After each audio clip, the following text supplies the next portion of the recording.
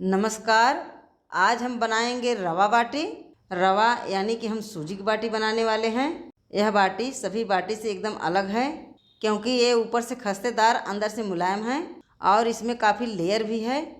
तो आइए बाटी बनाना हम शुरू करते हैं। बाटी बनाने के लिए हमने यहाँ पर 2/3 कप सूजी लिया है। सबसे पहले हम बाटी के लिए आटा लगाएंगे। तो सूजी हम डालेंगे बाउल में और इसी में 2/3 कप गेहूँ का आटा डालेंगे। इसके बाद आधी छोटी चम्मच अजवाइन डालेंगे। 1 छोटी चम्मच सफ़ेद तिल डालेंगे। आधी छोटी चम्मच दरदरा पीसा हुआ जीरा डालेंगे। आधी छोटी चम्मच दरदरा पीसा हुआ सौंफ और आधी छोटी चम्मच कूटी हुई काली मिर्च। इसके बाद स्वाद के अनुसार नमक डाल देते हैं। 1 चुटकी बेकिंग सोडा डाल देते हैं, इससे बाटी खस्ता बनेगा। 1/4 छोटी चम्मच हल्दी पाउडर और मोयम के लिए 2 छोटी चम्मच देसी घी डालेंगे। अब सारे चीज़ों को पहले अच्छे से मिला लेते हैं। अब इसमें हम थोड़ा थोड़ा पानी डालकर आटे को गूँथेंगे। आटा लगाने के लिए हमने यहाँ पर हल्का गुनगुना पानी लिया है। गुनगुना पानी से सूजी जल्दी से फूल जाता है, इसलिए आटा लगाने के लिए हमने गुनगुना पानी लिया है। पानी हम थोड़ा थोड़ा करके डालेंगे जिससे आटा गीला ना हो। इतना मुलायम आटा लगाकर हमने तैयार कर लिया है।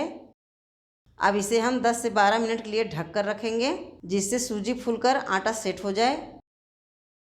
हम सूजी के बाफला बाटी बना रहे हैं, तो कढ़ाई में हम आधा लीटर पानी डालकर गर्म होने के लिए रख देते हैं। कढ़ाई में लगभग आधा लीटर पानी डाल देते हैं। अब कढ़ाई के ऊपर ढक्कन लगाकर पानी को गर्म होने के लिए छोड़ देते हैं। लगभग 10 से 12 मिनट के बाद आटे की तरफ चलते हैं। यहाँ पर आटा अच्छे से फूलकर सेट हो गया है। इसमें सूजी अच्छे से फूल गई है। अब आटे को हम एक बार फिर से मसल कर मुलायम कर लेते हैं। आटे को मसलने के बाद अब इसमें से हम लोई बनाएंगे। बड़े बड़े साइज के हम 2 से 3 लोई बना लेते हैं। लोई बनाने के बाद अब इसको हम बेलेंगे। तो पहले लोई को हम मसल कर चपटा करेंगे। अब बेलने से पहले बोर्ड पर थोड़ा सूखा आटा लगाएंगे जिससे बेलते समय बेलन में चिपके ना। अब लोई को हम रोटी जैसा बेल लेते हैं। साइज हम इसे रोटी जैसा बेलेंगे, लेकिन इसको हमें थोड़ा मोटा बेलना है।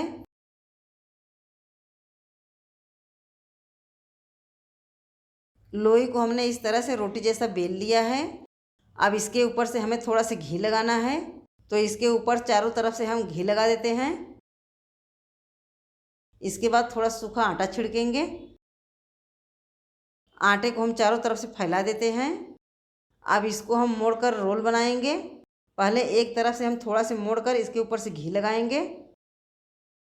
इसके बाद आधा फिर से मोड़ेंगे और फिर इसके ऊपर से घी लगा देते हैं। अब इसको हम इस तरह से मोड़कर चिपका देते हैं। ऊपर से हल्का हल्का दाबकर फिर दोनों तरफ से इस तरह से मोड़कर हम चिपकाएंगे। हम लेयर वाली बाटी बना रहे हैं, इसलिए अब इसे हम दोनों किनारों से दाबकर फैलाएंगे।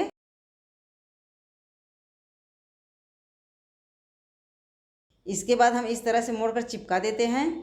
इस तरह से मोड़कर चिपकाने से बाटी अंदर तक अच्छे से पक जाएंगे और इसमें काफ़ी लेयर भी बनेंगे। दोनों तरफ से इस तरह से चिपकाने के बाद इसको हम रोल बना लेते हैं।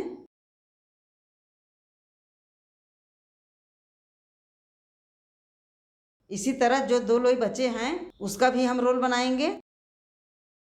तीनों लोई का हमने रोल बना लिया है। अब इसको हम भाप में पकाएंगे। तो चलते हैं गैस की तरफ। यहाँ पर पानी अच्छे से उबल रहा है। अब कढ़ाई के ऊपर एक जाली वाला बर्तन रख देते हैं। इसमें हम थोड़ा सा तेल लगाएंगे जिससे पकते समय रोल चिपके ना। तेल हमने लगा दिया है। अब इसके ऊपर से रोल को रखेंगे। अब कढ़ाई के ऊपर हम ढक्कन लगाएंगे और इसे तेज़ आंच पर 8 से 10 मिनट तक पकाएंगे। लगभग 10 मिनट के बाद अब इसे हम देख लेते हैं। यहाँ पर आप देख सकते हैं रोल थोड़ा फूल गया है और ये ऊपर से काफ़ी टाइट हो चुके हैं, यानी कि ये भाप में पक चुके हैं। अब इसे हम एक प्लेट में निकालेंगे।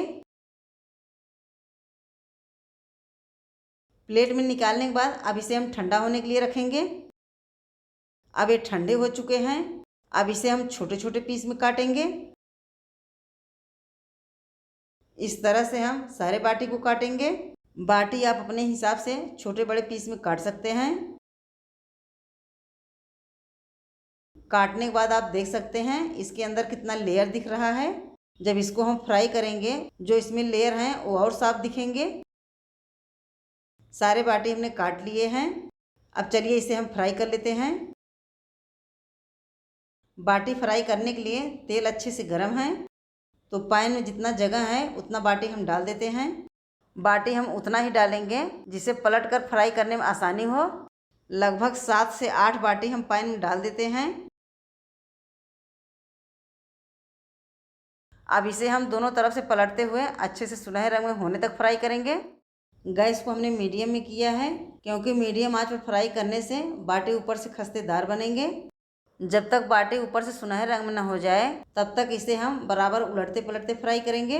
तो इसे हम मीडियम आंच पर ही तलेंगे।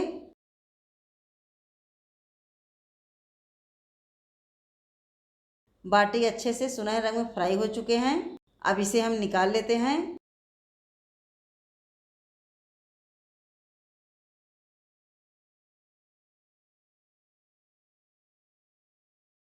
इसी तरह जो बाटी बचे हैं उसको भी हम फ्राई कर लेते हैं।